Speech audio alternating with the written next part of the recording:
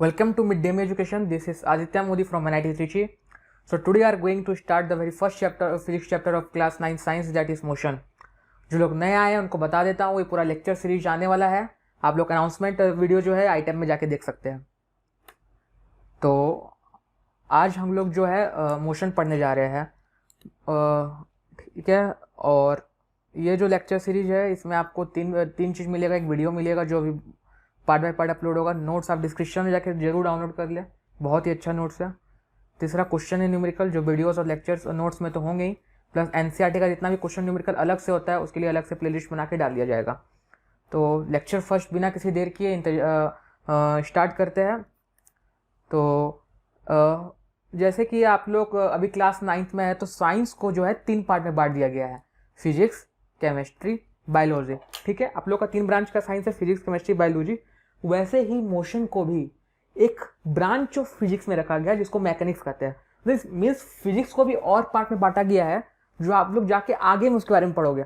मगर जो मोशन है वो मैकेनिक्स के अंदर आता है. मैकेनिक्स क्या है? फिजिक्स का ब्रांच है. जैसे फिजिक्स, केमिस्ट्री, बायोलॉजी साइंस का ब्रांच है. तो इस चैप्टर को स्टार्ट करने से पहले मैकेनिक्स क्या होता है, इसका बेसिक कंसेप्ट अगर बेसिक भी इस बारे में जान जाए तो चैप्टर पढ़ने में मजा आ जाएगा. तो मैकेनिक्स क्या होता है? मैकेनिक्स वो साइंस है, वो फिजिक्स है, ठीक है, जिससे हम लोग फोर्स के इफेक्ट के बारे में, बॉडी में जो फोर्स लगता है उसके इफेक्ट के बारे में पढ़ते हैं. ये फोर्स क्या हुआ? फोर्स मीन्स पुश या पुल. ठीक है, तो कोई बॉडी को अगर हम पुश कर रहे हैं या पुल कर रहे हैं तो या तो वो रेस्ट में रहेगा, जहां है वहीं रहेगा, या तो वो मोशन में आ जाएगा. जैसे बुक, अगर कोई बुक है, ठीक है, जैसे ये टेबल है, यहां ये बुक रखा हुआ है, ठीक है, ग्रेविटी इसको नीचे खींच रहा है, अर्थ इसको नीचे खींच रहा है, मगर क्या नीचे जा रहा है? नहीं, ये तो टेबल में रखा हुआ है, रेस्ट में है. वहीं कोई बॉल है, इसको कोई हल्का सा ऐसे इस डायरेक्शन में ढकेलता है तो बॉल आगे चलने लगता है, तो ये मोशन में आता है. तो रेस्ट और मोशन के बारे में पढ़ते हैं कि कोई भी बॉडी पे अगर फोर्स लगा रहे हैं तो उसका 2 इफेक्ट होता है, रेस्ट और मोशन. उस चीज के बारे में जिस ब्रांच में पढ़ते हैं उसको हम लोग मैकेनिक्स कहते हैं. जैसे कि ये माउस है कंप्यूटर लैपटॉप का, अगर हम लोग इसमें फोर्स लगाएंगे तो ये आगे जाएगा, ठीक है. अगर हम लोग कम फोर्स लगाएंगे तो यहीं पे रुका रहेगा. तो 2 चीज हो रहा है, तो रेस्ट में या तो मोशन में. तो और ये फोर्स लगाने की वजह से हो रहा है. तो ये चीज के बारे में हम लोग जिस ब्रांच ऑफ फिजिक्स में पढ़ते हैं, ब्रांच ऑफ साइंस बोल दीजिए, उसमें पढ़ते हैं, वो मैकेनिक्स है. ठीक है, तो थोड़ा और डीपली जानते हैं. आप लोग देखते होंगे इसरो का रॉकेट जा रहा है, नासा का जा रहा है. तो ये सब किस में आया? ये सब स्टडी कि रॉकेट जो है, आप लोग सोचते होंगे कि इंजन जो है यहाँ से चांद चल गया, मार्स चल गया, तो ये सब इसके पीछे बहुत साइंटिस्ट लगे रहते हैं. तो ये सब चीज का स्टडी जो है मैकेनिक्स के अंदर आता है. गाड़ी जो चल रहा है आपका रोड में, ठीक है, आदमी जो चल रहे हैं, ये जितना भी मोशन से रिलेटेड चीज हो गया, आदमी चल रहा है, मोशन में है, फोर्स लग रहा है, रेस्ट में है, ये सब मैकेनिक्स में आ गया. तो चलिए अब हम लोग पढ़ेंगे सबसे पहला कंसेप्ट मोशन चैप्टर का, वो है रेफरेंस पॉइंट. तो रेफरेंस पॉइंट क्या है? ठीक है, मान लीजिए क्लास में कोई लड़का है जिसका नाम राहुल है, आपने उससे उसका एड्रेस पूछा, तो वो बोला कि फलना हॉस्पिटल से, एबीसी हॉस्पिटल से 3 किलोमीटर सीधा चलना, मेरा घर मिल जाएगा तुमको. तो वो यहाँ एबीसी हॉस्पिटल का यूज कर रहा है अपना एड्रेस बताने के लिए. मीन्स कि वो एबीसी हॉस्पिटल को ऐसे ओरिजिन बता रहा है और उसके रेस्पेक्ट में अपना घर का एड्रेस बता रहा है कि एबीसी हॉस्पिटल जो है उसके रेस्पेक्ट में मेरा घर 3 किलोमीटर सीधा है. मीन्स कि हर वो चीज जिसको हम लोग ऑरिजिन बना देते हैं ऑब्जेक्ट का लोकेशन बताने के लिए, वो रेफरेंस पॉइंट कहलाता है. मतलब कि यहां रेफरेंस पॉइंट हुआ आपका एबीसी हॉस्पिटल. अब जैसे कोई मोहल्ला है, मोहल्ला में अलग अलग चौक होता है. मान लीजिए टावर चौक है, एक सिटी है जिसमें ये एक टावर चौक है, ठीक है. तो मैं आपको बताता हूं कि मेरा जो घर है टावर चौक से इस डायरेक्शन में 3 किलोमीटर है, तो यहाँ रेफरेंस पॉइंट ये टावर चौक हो गया, क्योंकि टावर चौक से मैंने अपना घर का डिस्टेंस आपको बताया. और जैसे आप लोगों ने कोऑर्डिनेट ज्योमेट्री पढ़ा होगा, ठीक है, ये 0, ये 1, ये 2, ये 3, इधर y डायरेक्शन में. तो 3 कहाँ है? 0 से अगर इसका एक का लेंथ 1 सेंटीमीटर है तो इस तीनों का लेंथ 3 सेंटीमीटर होगा, तो हम बोलेंगे 0 से 3 सेंटीमीटर आप इस डायरेक्शन में चलिएगा तो आपको 3 मिल जाएगा. तो अब 0 से बता रहे हैं, कोई भी चीज का पोजीशन 0 से बता रहे हैं. यहाँ 0 क्या है? ओरिजिन है. वैसे इधर ओरिजिन क्या है? ये टावर चौक है. राहुल का एड्रेस बताते वक्त ओरिजिन क्या था? जी हाँ, हॉस्पिटल था। तो place which is considered as origin for the measurement of the location, जैसे यहाँ लिखा हुआ है, उसको हम लोग रेफरेंस पॉइंट करते हैं। ये ट्रू डेफिनेशन हो गया। अब हम लोग पढ़ेंगे सेकंड जो आता है इसके बाद, कंसेप्ट ऑफ रेस्ट और मोशन। ठीक है, बहुत ही बेसिक चीज है, सुनते ही मन में ख्याल आता है कि जो चीज रुका हुआ है रेस्ट में, जो चीज चल रहा है वो चीज मोशन में। मगर फिजिक्स के टर्म में एग्जैक्ट इसको क्या बोलते हैं, मतलब एग्जैक्ट इसका डेफिनेशन क्या है, उसको हम लोग समझने का कोशिश करते हैं। ठीक है, कोई भी एक बॉडी, मतलब ऑब्जेक्ट को फिजिक्स में जनरली हम लोग बॉडी बोल के संबोधित करते हैं। तो कोई भी एक बॉडी, उसको हम लोग तभी कहेंगे वो रेस्ट में है जब वो अपना पोजिशन उस सराउंडिंग के रेस्पेक्ट में और समय जैसे से चेंज और समय के रेस्पेक्ट में चेंज नहीं करे। मीन्स मान लीजिए ये बुक है, ये रूम में रखा हुआ है, तो इसका सराउंडिंग क्या हुआ? इसका सराउंडिंग हुआ ये रूम। ठीक है, समय चेंज होते जा रहा है। अभी 3 बजा है तब भी ये बुक यहाँ पे था, फिर 3:05 हो गया तब भी बुक यहाँ पे है, 3:10 हो गया तब भी बुक यहाँ पे है, 3:15 हो गया तब भी बुक यहाँ पे है। मीन्स समय चेंज होते जा रहा है, मगर ये बुक का पोजीशन इस सराउंडिंग के रेस्पेक्ट में, यहाँ सराउंडिंग क्या हो गया? ये रूम हो गया, जिस रूम में बुक है, चेंज नहीं हो रहा है। तो इसको हम लोग किस में कहेंगे? रेस्ट में है। हम लोग इसको कहेंगे क्या? ये रेस्ट में है। वही अगर ये बुक में हम इसको बुक को इस डायरेक्शन में पुश करें, अपना हाथ से इस डायरेक्शन में पुश करें, तो ये धीरे धीरे आगे बढ़ने लग जाएगा। 3 बज के, मान लीजिए 3 बजे जहाँ पे था, क्या 3:05 में वहीं पे रहेगा? ये नहीं, ये आगे बढ़ के यहाँ आ जाएगा, क्योंकि हम लोग इसमें फोर्स लगा रहे हैं। ये जो बुक है आगे बढ़ के यहाँ आ जाएगा। ठीक है, तो कहने का मतलब क्या है कि इसका पोजीशन रूम में समय के हिसाब से चेंज होते जा रहा है। जैसे जैसे समय चेंज हो रहा है, इसका पोजीशन चेंज हो रहा है, इस सराउंडिंग के हिसाब से चेंज होते जा रहा है, तो इसको कहते हैं मोशन में। So a body is said to be in rest if it doesn't change its position with respect to time and surrounding. A body is said to be in motion if it change its position with respect to time and surrounding. So how अभी इधर मत पढ़िए, पहले मेरा सुन लीजिए। Rest और motion जो है एक रिलेटिव टर्म है। तो ये जो कंसेप्ट है बहुत ही इंपॉर्टेंट कंसेप्ट है, इसको बहुत ही ज़्यादा जोर देकर मैं पढ़ाने वाला हूँ, अच्छा से बताने वाला हूँ। तो आप लोग 10 सेकंड का ब्रेक यहाँ पे ले सकते हैं। तो स्टार्ट करते हैं। तो रेस्ट क्या है, मोशन क्या है, ये आप लोग ने समझ लिया, मगर रेस्ट एंड मोशन रिलेटिव है। तो आप लोग बोलेंगे भैया क्या रिलेटिव बोल रहे हो, मुझे कुछ समझ नहीं आ रहा है, रिलेटिव क्या होता है? ठीक है, समझाते हैं। कोई भी एक ऑब्जेक्ट, ठीक है, मान लीजिए ये बुक था, किसी एक आदमी के रेस्पेक्ट में, एक सराउंडिंग के रेस्पेक्ट में, एक ऑब्जेक्ट के रेस्पेक्ट में रेस्ट में है, तो वही दूसरा ऑब्जेक्ट और दूसरा सराउंडिंग के रेस्पेक्ट में ये मोशन में है। मतलब एक ही समय में ये रेस्ट में भी है, ये मोशन में भी है। मतलब समझ रहे, रिलेटिव है, मतलब रेस्ट में भी है, मोशन में भी है। कैसे? मान लीजिए ये बुक एक गाड़ी में रखा हुआ है, आप यहाँ इस चेयर में बैठे हुए हो, तो आपके रेस्पेक्ट में, फिगर में ध्यान में दीजिए, आपके रेस्पेक्ट में ये रेस्ट में है। ठीक है, आप बोलोगे ये रेस्ट में है। मगर मान लीजिए ये ट्रेन चल रहा है, ट्रेन में आप बैठे थे, बाहर में एक बंदा खड़ा है, इसके रेस्पेक्ट में तो ये बुक मोशन में, क्योंकि ट्रेन के साथ ये भी चल रहा है, जैसे जैसे ट्रेन आगे चलते जा रहा है बुक भी साथ में ट्रेन में चल रहा है, तो इसके रेस्पेक्ट में तो ये मोशन में आ गया। तो देखा, बुक रेस्ट में भी है, मोशन में भी है। तो आप लोग बोलोगे सही कौन है? सुन के हम लोग को ऐसा फीलिंग आता है कि जो बाहर वाला बोल रहा है वो सही है, क्योंकि ट्रेन तो चल रहा है, बुक तो चल ही रहा है। नहीं, सही दोनों है। हम लोग का आदत हो गया है कि हम लोग सोचते हैं कि अर्थ में खड़ा होकर जो आदमी बोल रहा है, जो बहुत ज़्यादा अपसेट फिगर बन गया अर्थ का, थोड़ा अच्छा बना देता हूँ। हम लोग का आदत हो गया है कि जो भी अर्थ में खड़ा होकर आदमी लोग जो बोल रहा होता है, हम लोग लगता है कि वही सही है, बाकी जो इधर जो बोल रहा है, मोशन जो ऑब्जेक्ट ऑलरेडी मोशन में, उस जैसे ट्रेन ऑलरेडी मोशन में, उसके अंदर जो खड़ा है वो गलत है। मगर ऐसा नहीं है, सही दोनों है। क्योंकि आप लोग याद कीजिए, मैंने concept of rest and motion में क्या बोला था कि रेस्ट सराउंडिंग के रेस्पेक्ट में डिफाइन होता है। तो दोनों सही है। यहाँ पे आपके सराउंडिंग के रेस्पेक्ट में ये बॉडी रेस्ट में है, उसके सराउंडिंग के रेस्पेक्ट ये बॉडी मोशन में है। तो गलत कोई नहीं है, सही दोनों है। सराउंडिंग पे डिपेंड करता है कि किस सराउंडिंग को आप ले रहे हैं। तो हम लोग कोई चीज़ नहीं बोल सकते ऐसे कि बॉडी रेस्ट में, किसके रेस्पेक्ट में है। एग्जैक्ट फिजिक्स और साइंटिफिकली आप ऐसे बोलोगे कि किसके रेस्पेक्ट में ही रेस्ट में है, तो आपको बताना पड़ेगा कि आप किस सराउंडिंग और किस ऑब्जेक्ट के रेस्पेक्ट में चीज को बता रहे हो। तो जैसे ये ट्रेन जा रहा है, मान लीजिए ये ऑब्जर्वर बी है, ये ऑब्जर्वर ए है, ये लाइट इसके रेस्पेक्ट में तो रेस्ट में है, मगर इसके रेस्पेक्ट में तो मोशन में है। तो at the same time when it is in rest it is also in the motion. So rest and motion are relative term, mean दोनों एक दूसरे से रिलेट है।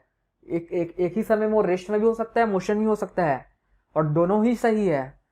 अब जैसे मान लीजिए ये अर्थ है, इसमें पेड़ है, और आप लोग एक बस में जा रहे हो तो आपको ये पेड़ मूव करता हुआ नजर आएगा। वहीं बाहर जो अर्थ में आदमी है, तब जो ट्रेन में नहीं जा रहा है या बस में नहीं जा रहा है, उसको रेस्ट में नजर आएगा। तो फीलिंग आता है कि ये आदमी सही है, हम गलत है। नहीं, दोनों सही है, क्योंकि अर्थ तो मूव कर रहा है सन के अराउंड। तो चांद से जो देखेगा उसको तो ये आदमी भी मोशन में नजर आएगा, ये पेड़ भी मोशन में नजर आएगा। तो बहुत ज़्यादा कंफ्यूजन नहीं लगता कि तो आखिर में रेस्ट और मोशन है क्या। तो मैंने क्या बोला, फिजिक्स के टर्म में रेस्ट, एक ऑब्जेक्ट रेस्ट में भी हो सकता है, मोशन में भी हो सकता है, तो वो सराउंडिंग पे डिपेंड करता है। ठीक है, तो वही मैंने यहाँ पे लिखा है, मतलब नोट्स में भी ये दिया हुआ है, आप खाली पढ़ लीजिए यहाँ पे कि an object which is at rest with respect to one object can be at motion with respect to other object at the same time. So there is no term called absolute rest or absolute motion. So ऐसा कोई term ही नहीं है कि जिसको हम लोग बोल दे कि absolute rest में या absolute motion में, मतलब पूर्णता पूरी तरह से रेस्ट में नहीं बोल सकते हैं, सराउंडिंग बताना पड़ेगा। ये आप लोग ये छोटा सा वीडियो देख लीजिए, जिससे ये कंसेप्ट तुरंत क्लियर हो जाएगा। Hence, when we see anything moving, we say that it's in motion. And if it's not moving, then we usually say that it's not in motion or stationary. But when we call things stationary, are they really stationary? These stationary objects are along with us on Earth. And as we all know, our Earth is not only rotating about its axis, but also revolving around the Sun. So isn't the Earth in motion 24/7? Yes, it is.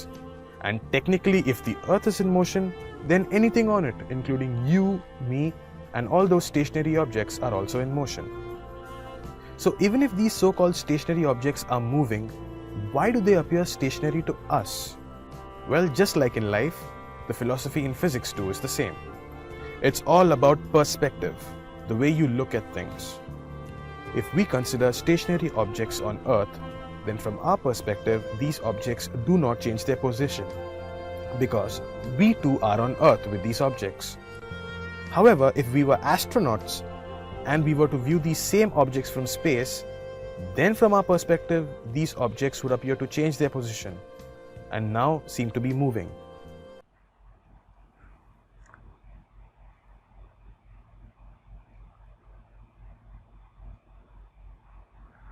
तो आप लोग का how rest and motion are relative आप समझ गए होंगे। तो अब चलिए आगे बढ़ते हैं। तो जो मोशन होता है बहुत तरह का होता है, ठीक है। तो मगर हम लोग को बेसिकली टू टाइप का पढ़ना है, एक रेक्टिलिनियर मोशन और एक curvilinear motion. Rectilinear motion means जो सीधा चल रहा है, जैसे ट्रेन एक स्ट्रेट ट्रैक में चल रहा है, स्ट्रेट रोड में कार चल रहा है, सीधा जो हुआ बिना डायरेक्शन इधर उधर डगमगाए हुए, स्ट्रेट टर्न भी लिया तो उसका स्ट्रेट चल रहा है। कर्विलिनियर जो कर्व में चल रहा है, ऐसे जैसे rotation of earth around the sun, ठीक है, कर्व में चल रहा है, आप रोड में कर्व टर्न ले रहे हैं, तो ये हुआ कर्विलिनियर मोशन। तो कर्विलिनियर भी कैसा हो सकता है, किसी भी तरह का हो सकता है, टेढ़ा मेढ़ा भी हो सकता है कर्विलिनियर, एक परफेक्ट सर्कल में हो सकता है। तो हम लोग जो पढ़ेंगे परफेक्ट सर्कल वाला पढ़ेंगे। तो स्टार्ट करते हैं रेक्टिलिनियर मोशन से। आप लोग के सिलेबस के अनुसार से मतलब अधिकतर पोर्शन जो है रेक्टिलिनियर मोशन का है, और बहुत ही कम छोटा सा इंट्रोडक्शन कर्विलिनियर मोशन के एंड में दे दिया गया है। हम लोग रेक्टिलिनियर मोशन से स्टार्ट करते हैं। तो रेक्टिलिनियर मोशन क्या होता है, motion of a body along straight line, जैसा मैंने बोला वो दिया हुआ है। कर्विलिनियर मोशन क्या होता है, motion of a body along curve path, ठीक है। अब हम लोग पढ़ने वाले फिजिकल क्वांटिटीज के बारे में। तो आगे जितना भी टर्म आने वाला है, मतलब इस मोशन चैप्टर में आगे जितना भी चीज आने वाला है, उसमें फिजिकल क्वांटिटी का अहम रोल है, क्योंकि सब का एक प्रॉपर्टी होता है कि वो वेक्टर क्वांटिटी है या एक स्केलर क्वांटिटी है। तो दोनों क्या होता है, इसको यहीं पे अच्छा से हम समझ लें तो आगे आने वाला सारा टर्म तो बहुत ईजी हो जाएगा। मतलब स्टार्टिंग से लेकर अभी तक यहाँ तक फिजिकल क्वांटिटी तक जो मैं पढ़ाने जा रहा हूँ, और वो आप लोग अच्छा से समझ जाए तो आगे तो सिर्फ उसका एप्लीकेशन ही है, घुमा फिरा के उसका एक नया चीज बना दिया गया है। तो ये फिजिकल क्वांटिटी तक आप समझ गए तो आगे आपको आराम से समझ में आ जाएगा, ठीक है। तो फिजिकल क्वांटिटी मीन्स ये जो फिजिक्स क्या हुआ, भौतिकी, मीन्स आप जो नेचर में जो भी चीज़ ऑब्जर्व कर रहे हो, हर वो चीज़ को नापने के लिए फिजिकल क्वांटिटी का मतलब लाया गया। जैसे आपको गर्मी लग रहा है, आपको ठंडा लग रहा है, किससे नापेंगे? टेम्परेचर बोल दिया, टेम्परेचर इसको डिफाइन कर दिया गया। कोई भी ऑब्जेक्ट है, कितना लंबा है छोटा, उसको उसके लिए एक लेंथ ला दिया गया नापने के लिए, लेंथ कितना है इसका, एक फिजिकल क्वांटिटी का लाया गया। कोई ऑब्जेक्ट का भार, ये कितना वजन है इसका, स्टाइलस पेन का कितना वजन है, भार जो है इसका कितना light, the quantity which measure lightness and heaviness of this body is simply called weight. तो हर एक चीज को नापने के लिए जो आप नेचर में ऑब्जर्व कर रहे हो, उसके लिए एक डेफिनेट मीन्स क्वांटिटी है जिसको फिजिकल क्वांटिटी कहते हैं, डेफिनेट यूनिट उसमें आता है। मीन्स जैसे एग्जांपल देता हूँ उसके पहले, फिजिकल को, जैसे कि फिजिकल क्वांटिटी को दो चीज में डिवाइड किया गया है, एक स्केलर क्वांटिटी, एक वेक्टर क्वांटिटी। तो दोनों में फर्क क्या है? What is scalar quantity, what is vector quantity? ये जो फिजिकल क्वांटिटी चीज है, स्पेसिफिकली जो वेक्टर है, ये क्लास 11 में बहुत ही अच्छे से समझाया गया। वहाँ एक पूरा चैप्टर है इसके ऊपर और आगे भी ये बहुत काम आएगा। मगर यहाँ क्या है, सिंपली आप लोग का जो रेफरेंस बुक है उसमें सिर्फ सिंपली मेंशन कर दिया गया एक दो लाइन में। तो हम लोग यहाँ इसको पहले अच्छा से समझ लेंगे ताकि आगे का काम निकल जाए। बाकी हायर स्टडी में आप लोग जब जाएंगे 11th में तो बहुत अच्छा से समझाया जाएगा। तो फिजिकल क्वांटिटी दो पार्ट में बांटा गया है, एक स्केलर क्वांटिटी, एक वेक्टर क्वांटिटी। ठीक है, स्केलर क्वांटिटी वो क्वांटिटी है जिसका सिर्फ मैग्नीट्यूड होता है। मैग्नीट्यूड मीन्स कि उसका सिर्फ मतलब आप बता सकते हैं कि उसका अमाउंट बता सकते हैं कि कितना ज़्यादा है। जैसे हम बोले इस चीज़ का कितना वजन है, मान लीजिए माउस का मैंने वजन बोला 50 ग्राम, इसमें डायरेक्शन बताने का दरकार है क्या? ये उस डायरेक्शन में 50 ग्राम है, ये इस डायरेक्शन में 50 ग्राम नहीं, simply its weight is 50 gram, no need of direction. ठीक है, टेम्परेचर इस रूम का कितना है, 30 डिग्री सेल्सियस, 25 डिग्री सेल्सियस, तो बताने का दरकार है क्या? ये रूम इधर से 25 डिग्री सेल्सियस में, इधर से 30 डिग्री सेल्सियस में, बहुत अब्सर्ड लगता है, अजीब लगता है ऐसा बताना। क्यों? क्योंकि स्केलर क्वांटिटी, इसमें सिर्फ मैग्नीट्यूड का दरकार है कि अमाउंट बता दो कितना है, डायरेक्शन को इसमें यूज नहीं होता है। इस रूम का temperature 25 degree Celsius, no need to mention the direction, this it is totally absurd to use direction here, so simply mention the magnitude of that quantity. So all the quantity which only require magnitude to define itself, to define the quantity, is simply scalar quantity. Okay, now what is vector quantity? The quantity which uses both magnitude and direction to define itself. For example, जैसे मैंने आपको शुरू में example लिया था class start होते ही, राहुल का घर हॉस्पिटल से 5 किलोमीटर। ठीक है, मान लीजिए ये हॉस्पिटल है। ठीक है, एक सेकेंड। ठीक है, मान लीजिए ये हॉस्पिटल है। तो राहुल बोला कि हॉस्पिटल से मेरा घर 5 किलोमीटर सीधा है, तो वो डायरेक्शन बताया कि सीधा 5 किलोमीटर। ठीक है, अगर वो नहीं बताता डायरेक्शन, बोलता 5 किलोमीटर है, तो वहाँ चल जाते 5 किलोमीटर, वहाँ चल जाते 5 किलोमीटर, यहाँ भी जा सकते थे 5 किलोमीटर, यहाँ भी जा सकते थे 5 किलोमीटर, एक पूरा सर्कल बन गया है तो 5 किलोमीटर का रेडियस का। मगर यहाँ डायरेक्शन बताना तो जरूरी है, वो बताएगा सीधा आपको जाना है इस डायरेक्शन में, तभी आप उसका घर पहुंच पाइएगा, उसका घर यहाँ पे है। तो मेरा कहने का सिंपल मतलब ये है कि हर वो क्वांटिटी जिसमें मैग्नीट्यूड प्लस डायरेक्शन का दरकार पड़े उसको डिफाइन करने के लिए, उसको वेक्टर क्वांटिटी कहते हैं। जैसे कि आप बता सकते हैं कि मैं इस डायरेक्शन में बाइक चला रहा हूँ 30 किलोमीटर पर आवर क्या वेलोसिटी या स्पीड से, तो आप लोगों ने डायरेक्शन बताया। तो हर वो क्वांटिटी जिसमें मैग्नीट्यूड के साथ डायरेक्शन भी दरकार होता है उसको वेक्टर क्वांटिटी कहते हैं। और ये डिफाइन होता है, ऐसे नहीं कि आप कोई भी क्वांटिटी जो पहले से एग्जिस्ट कर रहा है इसके लिए उस पर डायरेक्शन घुसा लगा के जबरदस्ती आप उसको वेक्टर क्वांटिटी में घुसा दिए, ऐसा नहीं होता है। ठीक है, जैसे एक वर्क होता है उसका यूनिट जूल और कैलोरी होता है, इसके बारे में आप आगे पढ़ेंगे, टेंशन मत लीजिए, तो अभी जान लीजिए। तो कभी आप वर्क एनर्जी होता है, वर्क जैसे एनर्जी होता है उसका भी जूल और कैलोरी होता है। तो आप लोगों ने कभी बोला कि मैं इस डायरेक्शन में बहुत थक गया हूँ, आज मैं साउथ से थक गया हूँ, ऐसा कभी होता है? बहुत ही अब्सर्ड है। तो ये नहीं कि कोई भी क्वांटिटी में हम लोग डायरेक्शन पुट कर दिए तो वो वेक्टर में आ गया, no, it is totally absurd, blunder mistake होगा, ऐसा नहीं करना है। पहले से डिफाइन स्केलर क्वांटिटी क्या होता है, वेक्टर क्वांटिटी क्या होता है। ठीक है, तो आप लोग ने समझ गया scalar quantity means the quantity which can be defined by using simply magnitude, the quantity which can be defined by using magnitude and direction is called vector quantity. अब वही डिफरेंट स्केलर वेक्टर क्वांटिटी आगे अलग अलग terms में आएगा जो हम लोग को समझना है। ठीक है, तो अगला टॉपिक जो है वो है concept of distance and displacement. Distance जो है बहुत सुना सुना लगता है, मतलब आम लोकचाल की भाषा में डिस्टेंस का ज़्यादा यूज होता है। डिस्प्लेसमेंट एक आध बार आप लोग कहीं ना कहीं सुने होंगे। डिस्टेंस सिंपली बोलचाल की भाषा में कि इसका डिस्टेंस यहाँ से वहाँ इतना है, ये फलना चीज़ फलना डिस्टेंस में है, हॉस्पिटल से राहुल का घर 5 किलोमीटर का डिस्टेंस में है। और डिस्प्लेसमेंट बताएंगे अभी क्या होता है। लेकिन साइंस के टर्म में डिस्टेंस और डिस्प्लेसमेंट में क्या फ़र्क है, दोनों में एक बहुत ही बड़ा फ़र्क है। फ़र्क छोटा सा है मगर वो काफ़ी दोनों को एकदम डिस्टिंक्ट डिफरेंट चीज़ बनाने के लिए। जैसे डिस्टेंस पहले हम लोग जानते क्या होता है, फिर डिस्प्लेसमेंट जानेंगे क्या होता है, फिर दोनों को कंपेयर करेंगे। Distance, the length of actual path travel by the body is called distance. Means कोई बॉडी, आप लोग को जैसे शुरू में बताए थे कि ऑब्जेक्ट को, कोई भी एक चीज़ को, कोई भी एक वस्तु को हम लोग फिजिक्स में सिंपली बॉडी कह देते हैं। बॉडी वो CID और जो लास्ट वाला होता है वो बॉडी मत समझ लेना, बॉडी हर वो ऑब्जेक्ट को बॉडी कह सकते हैं हम लोग, ठीक है। मीन्स अगर मान लीजिए एक आदमी यहाँ से स्टार्ट करता है चलना और यहाँ पे आ जाता है और वो सीधा यहाँ पे नहीं आके ऐसे ऐसे आता है और ये 2 किलोमीटर है, तो इसका डिस्टेंस हुआ 2 किलोमीटर। कि इसके द्वारा कितना चला गया, कितना ट्रैवल किया गया पार्ट 2 किलोमीटर का। वहीं ये वापस फिर सीधा यहाँ नहीं आके यहाँ से आता है, तो कितना हुआ, ये मान लीजिए ये डिस्टेंस हुआ 3, ये पूरा टोटल इस पाथ जो है 3 किलोमीटर लंबाई था, तो कितना चला, ये 3 किलोमीटर। वहीं ये सीधा इधर आ जाता है जो कि आपका बिल्कुल छोटा सा 0.5 किलोमीटर था, तो अब ये कितना चला, 0.5 किलोमीटर। तो अब ये कितना चला, अब ये चला 0.5 किलोमीटर।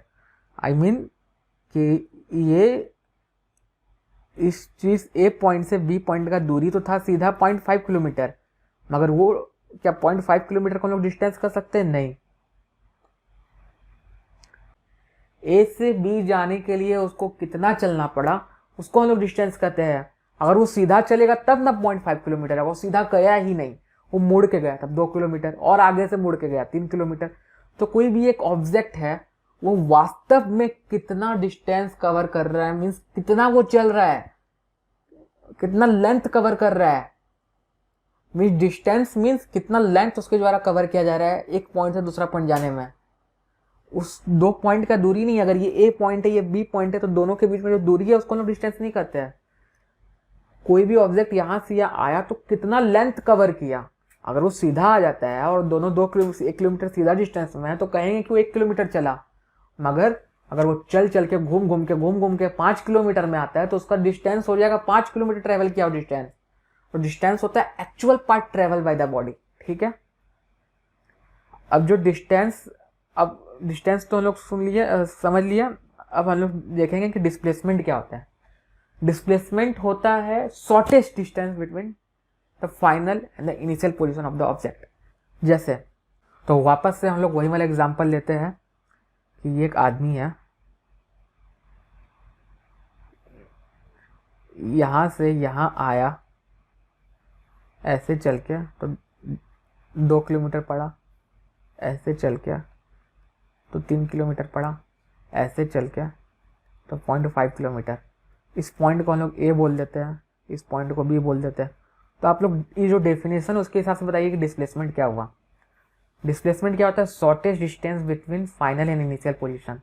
तो A और B के बीच में शॉर्टेस्ट डिस्टेंस कौन सा है, ये सीधा चलना।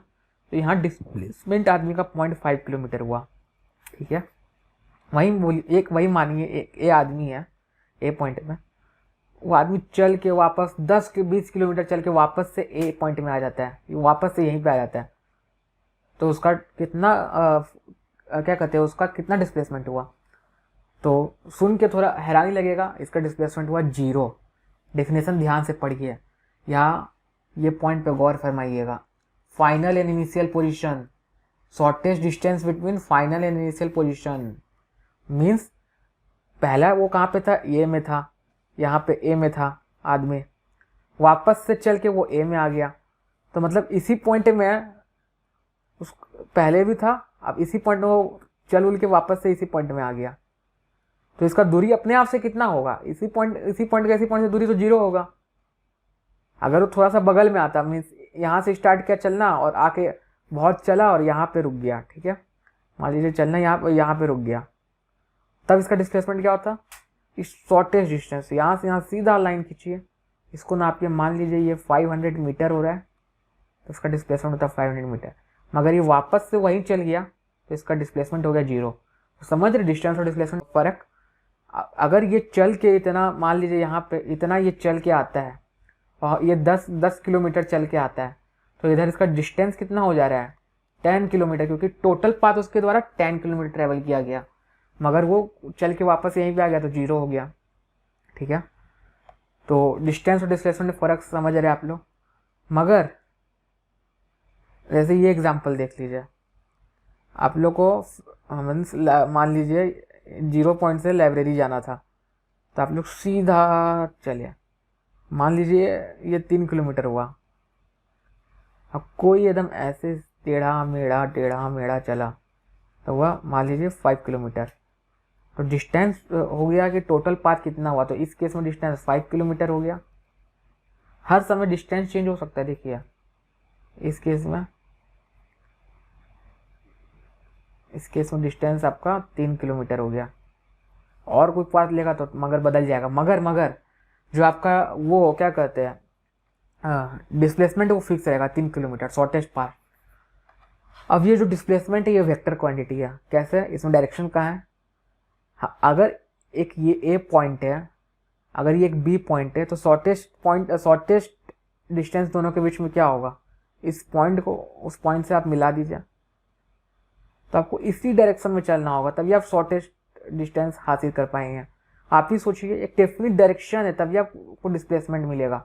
आप ही सोचिए, आप लोग हल्का सा भी इधर उधर भागे तो आप लोग उधर पहुंच जाइएगा, इधर से उधर भागने की कोशिश की उधर भाग जाइएगा, मगर एग्जैक्ट जो डायरेक्शन बोले डायरेक्शन में चलिएगा तभी आप बी में पहुंचिएगा शॉर्टेस्ट डिस्टेंस ट्रेवल करते हुए। तो डिस्प्लेसमेंट डायरेक्शन तो वो मीन्स, अगर ये हॉस्पिटल है जहाँ से आपको डिस्टेंस बताया गया था राहुल का घर का, तो ये दोनों के बीच का आप लोगों को डिस्टेंस तो बताना ये 5 किलोमीटर, मगर डायरेक्शन भी बताना है कि सीधा 5 किलोमीटर, तभी डिस्प्लेसमेंट मिलेगा। सिर्फ 5 किलोमीटर बताने से नहीं मिलेगा ये पॉइंट। अगर हम सिर्फ 5 किलोमीटर बता देते हैं तो आप लोग कहीं भी 5 किलोमीटर में जा सकते हैं। तो इससे ए और बी का शॉर्टेस्ट डिस्टेंस कैसे पता चलता है 5 किलोमीटर है? वो आप लोग को सीधा जाना पड़ेगा। मीन्स समझ में आ रहा है ना कि आपको डिस्टेंस तो बताना पड़ेगा, साथ में प्लस उसका डायरेक्शन भी बताना पड़ेगा, तभी आप डिस्प्लेसमेंट बता सकते हो, ठीक है। कंफ्यूजन हो रहा है, फिर से आप वीडियो को देखिए, तब आपको मतलब थोड़ा सा पीछे करके फिर से देखिए तो आपको और अच्छा समझ में आ जाएगा। तो डिस्टेंस वर्सेस डिस्प्लेसमेंट दोनों में फ़र्क क्या है, ये बहुत ही इंपॉर्टेंट है, क्योंकि अधिकतर बार 9th क्लास का एग्ज़ाम में, इंटरनल एग्ज़ाम जो होता है, कोई भी एग्ज़ाम हो 9th क्लास में, आप लोग कोई भी स्कूल में हो, ये क्वेश्चन आ ही जाता है, distance versus displacement, distinguish between distance and displacement, 3 marks का क्वेश्चन आ गया, ऐसा होता है। तो डिस्टेंस और डिस्प्लेसमेंट को मैंने बहुत ही अच्छा से 5 अलग अलग पैरामीटर के हिसाब से डिस्टिंग्विश किया है। तो पैरामीटर में किस चीज़ के ऊपर, किस बेसिस के ऊपर मैंने इसको डिस्टिंग्विश किया, वो हो गया पैरामीटर। तो पहला है कॉन्सेप्ट के हिसाब से डिस्टेंस क्या हो गया? Actual part travel by the body जो बताया था। डिस्प्लेसमेंट क्या हो गया? Shortest distance between final and initial position. Physical quantity के हिसाब से डिस्टेंस स्केलर क्वांटिटी हो गया, खाली आप बता दीजिए कितना लेंथ होता है। मगर डिस्प्लेसमेंट वेक्टर क्वांटिटी हो गया, क्योंकि जब कोई भी दो ऑब्जेक्ट का बीच शॉर्टेस्ट डिस्टेंस कवर करेंगे तो उसका एक डेफिनेट डायरेक्शन होगा। वैल्यू के हिसाब से डिस्टेंस ऑलवेज पॉजिटिव होगा, मीन्स कितना चले हमेशा पॉजिटिव बताओगे कि आप 10 किलोमीटर चले हैं, आप 20 किलोमीटर चले हैं, एक पॉजिटिव हुआ। मगर जो डिस्प्लेसमेंट होता है पॉजिटिव नेगेटिव जीरो भी हो सकता है। ये बात एक बार देख लेते हैं कि पॉजिटिव नेगेटिव कैसे होता है, डिस्प्लेसमेंट जीरो कैसे होता है। तो जीरो कैसा होता है, मैंने आपको बताया था कि आप जहाँ से चलना स्टार्ट किया वहीं पे आप खत्म कर दिया, तो दोनों के बीच का शॉर्टेस्ट डिस्टेंस जीरो हो गया, तो डिस्प्लेसमेंट जीरो हो गया। पॉजिटिव तो आप समझ गया कि यहाँ से इस पॉइंट से इस पॉइंट का दूरी 5 किलोमीटर है, मगर मैंने जैसा बताया कि इसका एक डेफिनेट डायरेक्शन होता है। मीन्स अब जैसे डायरेक्शन तो बहुत तरह का डायरेक्शन होता है, आप लोग ये डायरेक्शन चल गए, ये डायरेक्शन चल गए, ये डायरेक्शन चल गए, मगर आप लोग के लिए क्लास 9th के सिलेबस के हिसाब से चीज़ों को ईजी बनाने के लिए दो डायरेक्शन लिया है, दो डायरेक्शन लिया गया। ये ओरिजिन है, अगर आप इससे सीधा चलते हैं तो इसको पॉजिटिव माना गया है, अगर इससे उल्टा चलते हैं तो इसको नेगेटिव डायरेक्शन माना गया है, ठीक है। तो अगर आप जैसे लाइब्रेरी जाना है तो मैं बोलूँगा कि ओरिजिन से +3 किलोमीटर चलना, तो आप लोग यहाँ पहुँच जाए हुए, तो ये आपका हो गया +3। वहीं आपको अगर कैफेटेरिया जाना है तो मैं बोलूँगा ओरिजिन से -1 किलोमीटर चलना, तो -1। तो डिस्प्लेसमेंट होता है वो प्लस भी हो सकता है माइनस भी हो सकता है, क्योंकि उसको हम डायरेक्शन से बताते हैं। सिर्फ ये नहीं बताते कितना चलना है, कहाँ जाना है, डायरेक्शन बताते हैं लोग कि प्लस या माइनस। एक डायरेक्शन लोग सीधा जो होता है उसको प्लस मानते हैं, उसके अपोजिट में उसको माइनस मानते हैं। मगर वहीं डिस्टेंस और डायरेक्शन बताने का दरकार नहीं है। डिस्टेंस जो होता है वो आप कितना पार्ट ट्रैवल किए। अब हम लोग डिस्टेंस वर्सेस डिस्प्लेसमेंट पढ़ रहे थे, तो ये पॉजिटिव भी हो सकता है, नेगेटिव भी हो सकता है, जीरो भी हो सकता है। डिस्टेंस जो डिपेंड्स ऑन पाथ होता है कि आप किस पाथ को फॉलो कर ऐसे वैसे गए, सीधा गए, हर बार डिस्टेंस चेंज हो जाएगा। मगर डिस्प्लेसमेंट पाथ पर डिपेंड नहीं होता, फिक्स होता है। फाइनल और इनिशियल पोजीशन के बीच में फिक्स होता है displacement. Comparison of magnitude, distance जो होता है ऑलवेज ग्रेटर देन डिस्प्लेसमेंट होता है या इक्वल्स टू डिस्प्लेसमेंट होता है। मगर डिस्प्लेसमेंट जो होता है वो या तो कम होगा डिस्टेंस से, ठीक है, या तो इक्वल्स टू होगा। कैसे? जैसे मैंने यहाँ पे बताया था कि जैसे 0 है, ये 3 है लाइब्रेरी, आप लोग सीधा गए तो बोलेंगे आपका डिस्टेंस क्या हुआ, क्योंकि आप 3 किलोमीटर कवर किए तो यहाँ डिस्टेंस भी 3 किलोमीटर हुआ। डिस्प्लेसमेंट कितना हुआ? शॉर्टेज डिस्टेंस दोनों के बीच का 3 किलोमीटर, तो डिस्प्लेसमेंट भी 3 किलोमीटर, दोनों यहाँ इक्वल हो रहा है। वही आप ऐसे कर्विलिनियर चलते लाइब्रेरी तो आपका डिस्टेंस 5 किलोमीटर हो गया, मगर डिस्प्लेसमेंट अभी भी 3 किलोमीटर है। तो आप देख रहे हैं कि डिस्प्लेसमेंट या तो इक्वल हो जाता है डिस्टेंस के, या तो उससे छोटा होता है, एक केस में यहाँ 5 किलोमीटर डिस्टेंस है, डिस्प्लेसमेंट 3 किलोमीटर है कॉन्स्टेंट। एक केस में डिस्टेंस यहाँ 3 किलोमीटर और डिस्प्लेसमेंट 3 किलोमीटर है, ठीक है। तो कंपैरिजन ऑफ मैग्नीट्यूड देख लिया आप लोगों ने, कैसे कि डिस्टेंस जो है हमेशा बड़ा होता है या इक्वल होता है, मगर डिस्प्लेसमेंट या तो हमेशा इक्वल या तो छोटा होता है। तो आज अपने लेक्चर को यहीं पे समाप्त करता हूँ। पार्ट 2 जल्दी अपलोड कर दिया जाएगा, और जो लोग नए हैं इसको सब्सक्राइब कर दीजिए इस चैनल को, और बेल आइकन दबा दीजिए ताकि आपको नोटिफिकेशन मिल जाए जो भी नया वीडियो आए। कंप्लीट ट्यूटोरियल आने वाला है क्लास 9 साइंस का, और ज़्यादा से ज़्यादा अपने दोस्तों को शेयर कीजिए ताकि इसका फ़ायदा ज़्यादा से ज़्यादा लोगों तक पहुँच सके।